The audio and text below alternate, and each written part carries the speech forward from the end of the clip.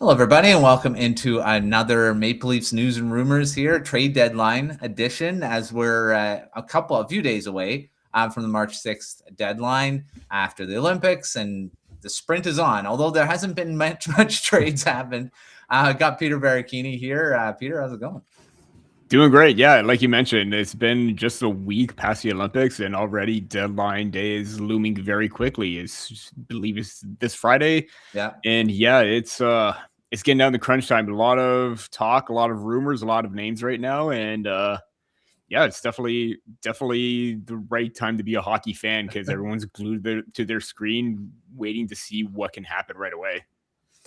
Yeah, and I mean, apparently it's a buyer's market, whatever that means. I mean, it's because there's apparently a lot of players available, and I mean, I don't know how many actual straight up buyers there are, Mhm. and even sellers. I mean, there's a lot of players that are being talked about, and I mean, the Maple Leafs are 7 points out of the playoff spot as we're recording.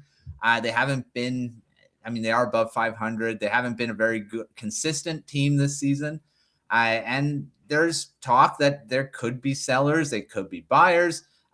Peter, what do you think? Are the Maple Leafs buyers or sellers going into this trade deadline? I mean, they're not guaranteed a playoff spot. And right now it's looking pretty bleak on that, even though they aren't in double digits away from the playoffs. But where do you think they're going here? Yeah, I think you used the correct word, bleak. I mean, Yeah. it's very slim, a very slim possibility that they can make the playoffs with this roster. And the fact that they're 7 points out, it may not seem a lot, but for the Maple Leafs, this is uncharted territory. This is basically pre-Matthews, Shanaplan era, where they've been in this spot before, and now with a lot of basically the same roster with just a couple of additions from last year, they're outside of the playoff spot. And that's not good news, especially considering the fact that even if they do win by some miracle or try to gain some ground, Mhm. there's a possibility that other teams are going to win. And that's going to keep them stationary. And that's not going to get them any further to a playoff spot. So to me, the best course of action is to sell. There's really no incentive for this team to be buyers. And I've even written about it multiple times too, where they do have the assets to sell off. They do have Bobby McMann. They do have Oliver Ekman-Larsson. You know, Scott Lawton's name is being thrown out there. Max Domi, possibly Brandon Carlo. The list goes on and on for the Leafs. So they do have assets to sell to get, as best of a return or like the best possible price or return possible for those guys. It's just right now, there's no incentive for them to be buyers at all. They don't have the assets to sell unless you're going to trade Yeah. Matthew Nyes in a big deal, which I don't think they're going to do because that would be a huge mistake. Trading Easton Cowan, Ben Danford, you don't have a first round pick until 2 more years from now. So to me, the cupboard is bare to be buying anything. They need to sell off. They need to stockpile. They need to get those picks. They need to get those prospects. And in the event that, let's say next year, it's another repeat year of this one, they at least got a head start on a possible rebuild, but you already need to get your foot in the door right now. And Treliving needs to get those deals done right away so that he can get some assets in return. Yeah, I agree. I mean, the thing is it's very true with the cupboard being bare. They have their top prospects. You mentioned them there. I mean, Easton Cowan's probably their guy. You don't want to trade him at this point. Then you're completely bare for young players coming up. I think it's time to sell off some guys, and it's a good to move into that. So saying they're sellers, who should Treliving trade? I mean, you mentioned Bobby McMann. He's probably been the most in the rumors. A guy that's going to be traded at some point. Lots of teams have been kind of mentioned. Edmonton Oilers being one of them. And then you've got guys like Morgan Riley. I mean, he's a guy that has been talked about that could be moved. Who do you think is maybe realistic guys that could be traded before the deadline here? I do feel like Bobby McMann could still get moved. I know that there's been talks about the possibility of a contract on the table, but I think the best course of action is still to move on from him. If the price is going to be around 5 years, 5 million, I do not want any part of that for a guy that's hitting his peak at 30 years old. And you don't want to pay for that right now. It's a great story from how he went from NCAA, ECHL, AHL to NHL. It's fantastic. It's great that he found his footing the last 2 years. but I just don't see him being worth $5 million when you could probably find someone else a little bit younger, or possibly a cheaper option on the market. So to me, the best action is to try and trade him. I think he could at least garner at least 2 second-round picks, kind of like what Kiefer Sherwood got. Mm-hmm. But at the same time, if it's a buyer market and the Maple Leafs are selling high that, this is a guy that's among one of the fastest skaters out there, decent shot, great power forward, could be a complementary player on a second, third line, why not ask for that first? Why not try to get that right now? I think he's one of your top 2 assets right now. Nick Waugh's name is being mentioned in the rumor mill for being linked to Edmonton right now. Whether that happens or not, I think he does get moved as well. You at least want to try and improve on or get something in return, because maybe he's just not working out here after you acquired him for Mitch Marner in that sign and trade with Vegas. He could get maybe a pick or 2 or maybe a roster player with just to eat some cap. Totally fine with that as well. But to me, the big question mark will lie with Oliver Ekman-Larsson. I think he's the most valuable commodity right now. Yeah, he signed for 2 more years. Yeah, he's got a cap hit under $3 million, but I think that's what makes him so much of a hot commodity right now, because of the offensive instincts, because of the ability to move the puck, because he's got a Stanley Cup to his resume.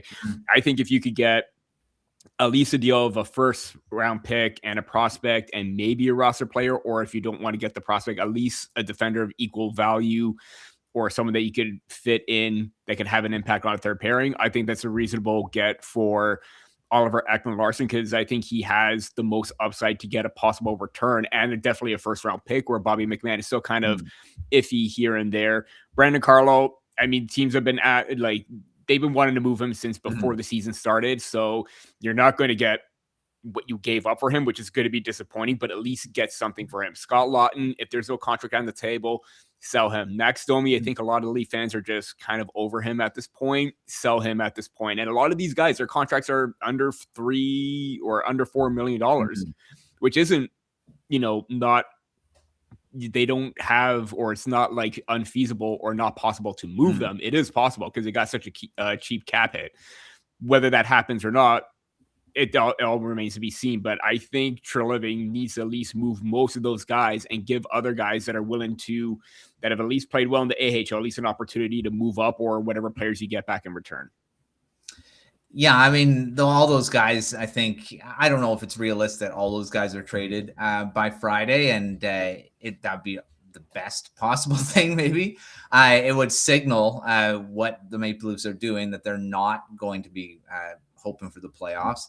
I think that's going to be a decision that Trilling's going to have to make before the deadline here, because a lot of these guys, as you get closer to the offseason, maybe the guys with term, obviously, you're going to be able to maybe trade in the offseason. Like, Ekman-Larsson could still fetch something then. But at the deadline, you got so much maybe desperation where a first rounder you might get. You might not get that in the offseason. So it's tough hearing Ekman-Larsson, because the Canucks bought him out and now he's could be worth a first round pick. That's ridiculous. And don't get me wrong too, I've written about OEL, how he's the best trade chip the Leafs have, and I don't want to move him because he's been probably their most consistent defender this year. But you're at the point now where it's either you look to the long term, what's going to be more important, the short term or the long term gain. And to me, the long term game is going to be more effective. And by the time that 2 years are from now, OEL is going to be a little bit older. You might as well move him when he's still relatively younger-ish right now, even though he's in his mid-30s right now. So to me, that's the best thing for them to do. And even guys like a McMann, like a Domi, sell high as much as possible. You're probably not going to get much on Domi anyways. But you make these moves because you don't have a chance. If the Maple Leafs are going to be buyers, even if they bought and try to squeak their way and get into the playoffs, it's not going to do much. To me, getting all these assets back, that's going to be the big difference maker for them going forward. Yeah, that's for sure. It'd be good to get some picks, especially a first rounder, because they don't have one in this coming draft. So that would be a big thing. Just getting a first for someone. And if they do get their first somehow and get into the top 5, then you have 2 first rounders. That's right. Yeah. So you could hang on to yours and maybe dangle the other one as something you could use in another trade, move down, move up, get someone valuable. Who knows? Yeah, for sure. All right. Since they are sellers, what do you think they should be targeting though? I mean, we talked about first round picks, draft picks. Should they be going more trying to get maybe prospects or maybe a mix? Like, I mean, obviously both are good, but with prospects, you have maybe a bit more of a known commodity rather than going into a draft. Yeah, definitely prospects too, especially ones that are like on that verge of are already in the NHL or making the jump. I know that again, going back to the Edmonton Oilers, they've had a few names float around for like Matt Savoy and Isaac Howard in a trade for the Maple Leafs, whether it's for OEL, Bobby McMann, one of the two. I do think that they do have both players do have upside, but I think the Maple Leafs need to address their back end a little bit more and get puck movers and skaters because they're so slow on the back end. It's evident night in, night out. They don't have the right pieces on the back end. They're getting shelled constantly. You need to get younger. You need to get faster on that blue line. So to me, I've always been a fan of Bo Akey. I don't know if, that's going to be a bit of a long-term project because he is 20 years old, still in the AHL. I don't think he's going to make it anytime soon, but if he develops properly, that's a good sign right there. And I think in terms of other teams too, it depends on what they're giving up. But like I mentioned, I think you need to prioritize getting younger, getting faster, still trying to maintain that mindset that, yeah, you want to be highly competitive and physical, but you don't want to lose that skill. And that to me, you need to find the perfect balance because they definitely traded away a lot of skill or gave up a lot of skill for that tenacity, physicality, but at the hand of giving up that offense, especially on the back end. And Morgan Riley isn't getting younger as well. He's getting up there in age. I think a lot of people can attest that they have not been a fan of his this year, and he's regressing big time. And he can't keep up. So you need to address defense sooner right now. Get, even if it's not a prospect, you get a guy that's at least a little bit mobile on the back end, kind of like what they did with Troy Stetcher. But that's not much moving the needle in regards to anything. But if you can get players that are able to move on the back end, break the puck out quicker, be a little bit smarter, I think that'll be a good addition if that's who Treliving is going to target. Definitely have to get faster. I mean, that's like you said, a lot of the problems that they have this season, or even in the past seasons. Morgan Riley's their best skating defenseman, and he's getting older too. Who do you have coming up? I mean, Danford is probably a few years away. A few years away though. We'll see. We'll see what happens there. But I do agree. I think the defense is definitely something they need to address. With the young players, prospects, whatever you have there. All right, predictions. What do you think by the end when the deadline's over? What trades do you think the Maple Leafs will have made? Being realistic, I do think Nick Waugh kind of feels like he's going to be on the way out, and I think that'll open up a spot at least in the middle of the ice too, where you can bring someone up from the Toronto Marlies or shift somebody like. Maybe you bump Tavares down to the third line. Maybe you move somebody up. I don't know, but it's going to leave a hole regardless in that bottom six. But it opens up an opportunity for somebody. Maybe you try Cowan up the middle because he has played center and wing. I do feel like he's a little bit better on the wing than up the middle. But you do have pieces that you could bring up. I do feel that whether it's a first or 2 seconds, you got to move Bobby McMann. I don't think that even if you have a contract in place, that's going to backfire immediately. It's kind of feels like they're trying to go down the same road and replace what they lost with Zach Hyman, even though that was years ago. But the difference was Zach Hyman was still in his mid-20s. The only issue was injuries. McMann is already pushing into his 30s. I do not want to give that kind of contract. I know the cap's going up, but that's going to be a serious misallocation of money for a player, especially this may be his best season and you may not get that same production and you're going to be spending $5 million on that. To me, that's going to be a huge mistake if that's possible. So you might as well try to get rid of him as much as possible. Or try to get rid of him and get the best return as possible. The other one I think maybe is a possibility. And I know we just talked about, center being an issue. Scott Lawton, I'd hate to see him go because he's the one that's played with the most passion and energy the last 2 months leading up to the Olympics. I'd hate to see him go as well, kind of like OEL.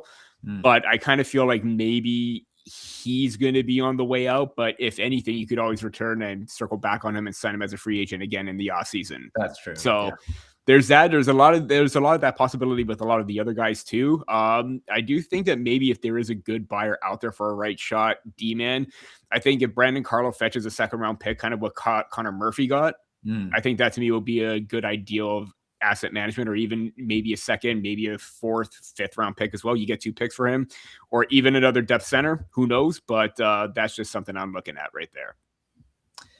Yeah, I think the realistic ones are McMann. I think that's probably a trade that'll happen.